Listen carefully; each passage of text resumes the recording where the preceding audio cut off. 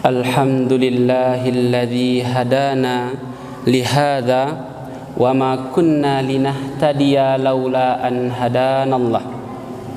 Ashhadu an la ilaha illallah wahdahu la syarikalah wa ashhadu anna sayyidana wa nabiyyana Muhammadan abduhu wa rasuluh sallallahu alaihi wasallama mubashiran wa nadhiran wa da'iyan ilallahi biiznihi wa sirajan munira. Waradallahumma 'anil khulafa'ir rasyidin Abi Bakrin wa Umar wa Utsman wa Aliin radhiyallahu anhum ajma'in. Allahumma fassalli wa sallim wa barik ala sayyidina Muhammadin wa ala alihi wa sahbihi wa man tabi'ahum bi ihsanin ila yaumiddin. Puji syukur marilah kita tingkatkan atas limpahan nikmat, rahmat dan karunia yang telah Allah berikan kepada kita semua sehingga hari ini, sehingga di malam ini Allah Subhanahu wa taala masih memberikan kita nikmat berupa nikmat iman, nikmat berupa nikmat digerakkan hati untuk beribadah, di mana tidak semua orang yang mendapatkan nikmat ini. Banyak orang diberikan nikmat kesehatan namun belum diberikan nikmat berupa kesempatan untuk melakukan ibadah. Ada orang yang diberikan nikmat berupa harta namun tidak diberikan nikmat berupa bentuk digerakkan hati kepada perbuatan taat kepada Allah Subhanahu wa taala. Maka hal yang harus kita syukuri bapak-bapak, hal yang harus kita syukuri ibu-ibu adalah ketika hati kita masih ditetapkan oleh Allah di dalam iman, ketika hati kita masih tergerak untuk melakukan suatu kebaikan, maka di sanalah rasa syukur harus kita tingkatkan. Apa gunanya kesehatan namun akhir-akhirnya iman akan tanggal dari dalam dada? Apa gunanya harta kalau seandainya di akhir hayat kita nanti kita mati dalam keadaan su'ul khatimah? Dan alhamdulillah kita ucapkan malam ini hati kita semua masih diberikan iman dan hidayah oleh Allah Subhanahu wa taala, sehingga pada malam hari ini kita masih duduk bersama di dalam masjid yang kita cintai ini. Allahumma salli ala sayyidina wa habibina wa syafi'ina wa qurrati a'yunina wa maulana Muhammadin sallallahu alaihi wasallam. Selawat kita bacakan, kita hadiahkan untuk Rasulullah sallallahu alaihi wasallam, yakninya pemuda, seorang pemuda yang dilahirkan di bulan ini, yakninya bulan Ar-Rabi'ul Awal. Bulan Rabi'ul Awal adalah bulan yang mulia karena di bulan ini adalah di bulan dilahirkannya seorang pemuda yang sangat cinta kepada kita. Bahkan kita belum lahir di hari itu, kecintaannya kepada kita sebagaimana orang yang sudah kenal dengan kita sejak lama. Mana bukti cinta Rasulullah sallallahu alaihi wasallam kepada kita ibu-ibu? Ibu-ibu, dahulu ketika Rasulullah sallallahu alaihi wasallam mengalami sakratul maut, ketika beliau ingin diambil ruh beliau oleh malaikat Israel, apa kata Nabi kepada malaikat Israel? Wahai malaikat Israel, apakah seperti ini rasanya sakit kematian itu? Maka malaikat Israel menjawab, iya wahai Nabi Muhammad. Bahkan ada yang mengatakan sakitnya rasa kematian itu 20 kali lebih sakit dari tebasan pedang di tempat yang sama. Bahkan ada juga yang mengatakan 70 kali lebih sakit, sehingga yang diminta Rasulullah sallallahu alaihi wasallam pada hari itu, ya Allah, tolong hilangkan rasa sakit kematian yang akan dihadapi oleh umat-umatku kepada diriku ya Allah. Namun apa yang diminta Rasulullah yang satu ini tidak diberikan oleh Allah. Kenapa? Karena setiap manusia pasti akan merasakan rasa sakit kematian mereka masing-masing. Begini cintanya Rasulullah SAW kepada kita. Beliau tidak mau melihat kita tersakiti, tidak mau melihat kita merasa sakit sedikit pun, sehingga beliau minta, ya Allah, pindahkan rasa sakit kematian umatku kepada aku, ya Allah. Namun banyak hari ini kita yang lupa terhadap Rasulullah sallallahu alaihi wasallam. Maka di bulan yang mulia ini, bulan di mana Rasulullah sallallahu alaihi wasallam dilahirkan, marilah kita memperbanyak selawat kepada Rasulullah sallallahu alaihi wasallam. Mudah-mudahan dengan kita perbanyak selawat tersebut, kita termasuk ke dalam umat beliau nantinya yang akan mendapatkan syafaat dari beliau pada hari kiamat nanti. Amin ya rabbal alamin. Bapak Ibu kaum muslimin muslimat yang dirahmati oleh Allah, Allah Subhanahu wa taala berfirman di dalam surat Al-Baqarah, ya ayyuhan nasu u'budu rabbakumul ladzi khalaqakum wal ladzina min qablikum la'allakum tattaqun. Bapak-bapak, ibu-ibu, di dalam ayat itu kita awak bisa mengambil beberapa pelajaran. Dan pertama, di dalam ayat itu berisi tentang panggilan ya ayuhan nas.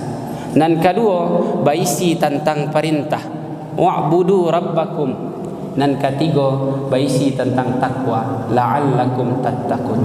Dibagi tiga bahagian di Allah di dalam ayat. Gunanya masing-masing bapak-bapak, ibu-ibu. Dan pertama, ayat ko berisi jo panggilan ya ayuhan nas, wahai manusia.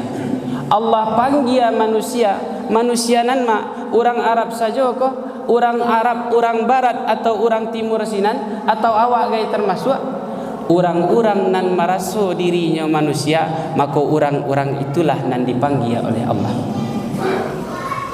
Awak ibu-ibu, awak apa-apa ketika di dunia ada anak ketek, cuba awak imbau, indak maduknya, indak tadangannya nan awak imbau, lah karih suara awak imbaunya indak maduknya kawak, apa perasaan awak kira-kira ibu-ibu? Mungkin bangi hati awak, iko anak ndak batarati, anak sialah ko, lah diimbau di orang nan gadang tapi ndak amuh maduk kamari. Model itulah ketika dipanggil di Tuhan, awak orang ketek, Tuhan orang nan gadang, dipanggil di Tuhan ya ayuhan nas, hai manusia, dipanggilnya oleh Allah, Allahu akbar, Allahu akbar, tapi awak ndak maduk. Awak anak ketek nan indak batarati ke Tuhan. Sianan paling gadang pada Tuhan indak ada. Allah ko Allahu akbar, Allah nan maha besar. Ketika orang nan gadang maimbau nan ketek, mungkin ketika nan ketek ndak kama maduknya, ndak dia cuhan orang nan gadang maimbau, maka ketika itu orang gadang akan bangi. Model itulah Tuhan kawak. Ketika dipanggilnya awak, ndak maduk awak seketi Allah, ndak manggari hati awak, lah diabangan de orang di masjid de muazin, Allahu akbar, Allahu akbar, hayya 'alas shalah. Ndak tagari jua hati awak seketik nak melangkahkan kaki kamu saji, ndak seketik jua hati awak tagari nak mengerajuan sembayang, maka awak lah sama ndak macuahkan panggilan Tuhan. Ingat bapak-bapak, ibu-ibu, ketika di dunia saja ada orang ndak nan awak imbau, indak maduknya kawak lai bangi awak. Apalagi Tuhan, ketika kini di dunia awak diimbaunya ndak maduk awak kayaknya, maka Tuhan akan bangi. Bila tu? Ketika awak sangat membutuhkan pertolongan besok.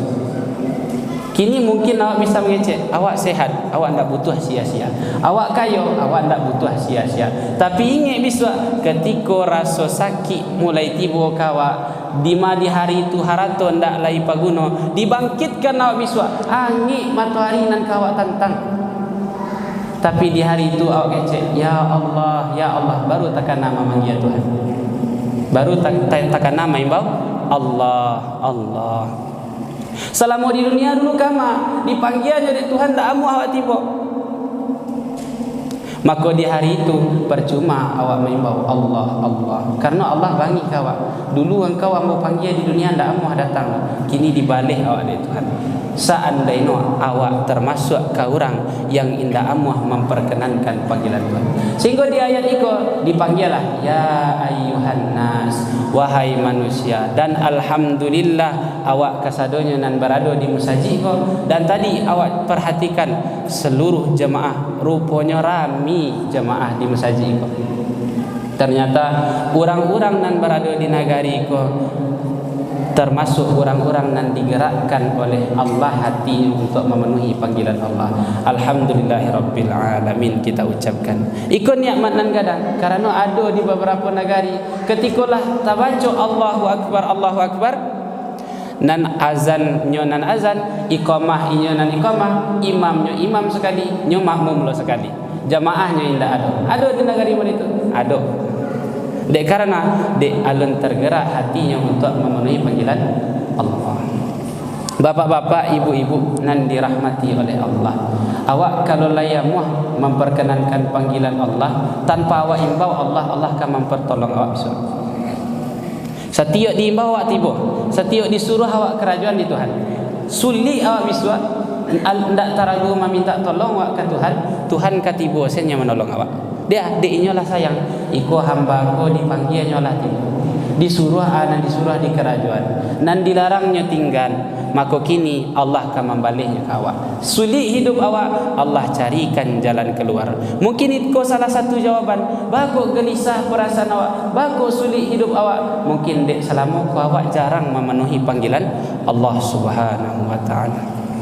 Sehingga di ayat itu Allah sambung, Allah diimbaunya di Tuhan, wa'budu rabbakumul ladzi, sembahlah olehmu akan Tuhan alladzi khalaqakum walladzina min qablikum, yang telah menciptakan kamu dan telah menciptakan orang-orang yang sebelum kamu. Diimbaunya di Tuhan, Allah diimbau tiba, itu disuruhnya di Tuhan. Nah biasanya orang gadang kalau mengimbau anak ketek, dia ada nak disuruh, "Hei nak, kamari lu tolong amak cik. Hei nak, kamari lu tolong apak cik."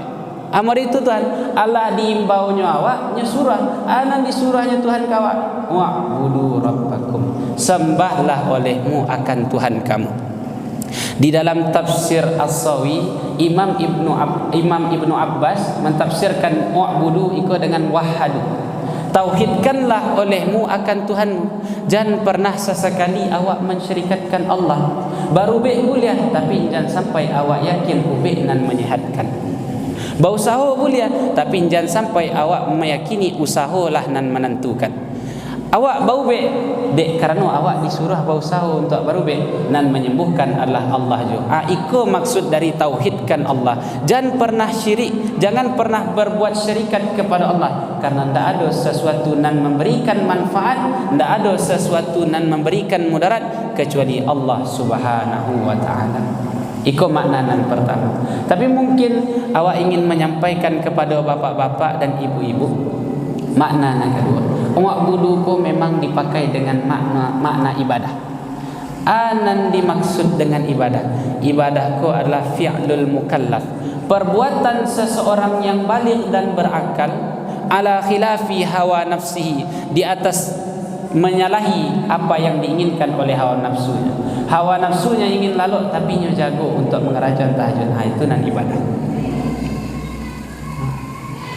Ta'ziman li rabbih, karenanya memuliakan Tuhan. Sedangkan tuaknya mata sadingin-dinginnya hari dek karena awak ndak ingin memperturutkan hawa nafsu awak, jago awak buka kain sauk baulu ke kamar mandi sembayang awak agak 2 rakaat, maka ikolah nan banamu ibadah. Tapi Imam Al-Ghazali di dalam kitab beliau yang bernama Minhajul Abidin memberikan gambaran agar bisa bernama ibadah itu dengan ibadah. Beliau sebutkan harus melengkapi 3 syarat terlebih dahulu. Yang syarat ketiga-tiganya adalah ilmu, dan ilmu yang kita perlukan adalah 3 ilmu. Dan pertama Bapak Ibu, namanya ilmu akidah. Ilmu akidah ko adalah ilmu nan diajarkan di dalam ilmu tu awak mengenal siapa Tuhan awak. Awak diajarkan kasih awak menyembah. Kalau indak ada ilmu awak tentang akidah, indak tahu awak siapa awak sembah, kasih awak sembahyang.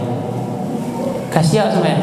Ruku awak, sujud awak, tapi awak tak tahu siapa untuk siapa sujud awak, untuk siapa ruku awak. Awak ruku saja, awak sujud saja. Sementara untuk siapa ruku awak dan sujud awak indak tahu.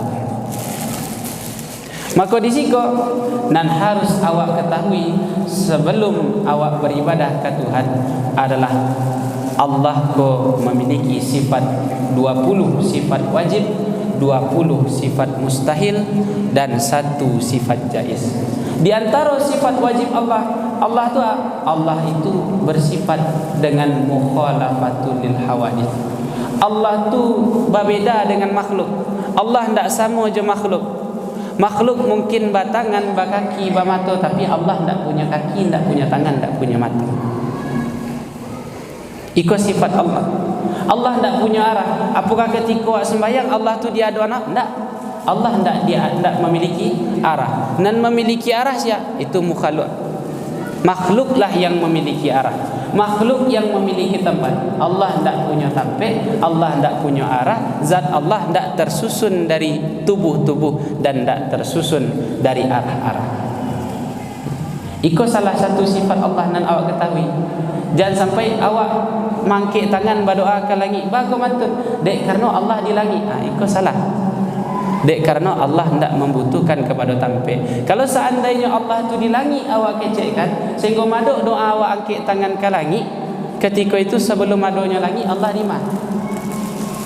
Maka jawabannya Allah tidak membutuhkan tampil.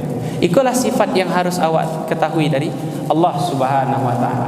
Lah tahu Allah tu esa, tidak ada orang yang memberikan manfaat selain Allah. Sifat Allah wahdaniyat. Wahdaniyat, esa pada perbuatan. Tidak ada sesuatu yang kan memberikan manfaat, tidak ada sesuatu yang kan memberikan mudarat terkecuali Allah Subhanahu wa taala. Jadi ketika awak susah, jangan kau orang mengadu. Ketika sulit awak gelisah awak, pai awak datang ke masjid, baulu awak dulu kadukanlah sepanuh-panuhnya. Kok dapat titiakkan ayam matu awak ke Tuhan, mengadukan masalah-masalah hidup yang terjadi di awak. Ibu-ibu, bapak-bapak, hari ko orang lebih suka menangis ke manusia, mengadukan diri awak mereka, anak awak mereka, laki awak mereka. Akhirnya setelah masalah no selesai, lisan-lisan manusia menyebarkan si anu tu suaminya mereka. Dia awak mengadukan masalah awak ke manusia, tapi cuba awak kadukan masalah awak ke Allah. Kalau masalah kau dikadukan ke Tuhan, dan Allah tidak akan pernah membuka masalah atau keburukan awak kepada manusia. Dan kadiagia Tuhan solusinya langsung diagiakan ke Tuhan. Maka ketika awak dipanggil Tuhan datang, maka Allah akan magiakan solusi.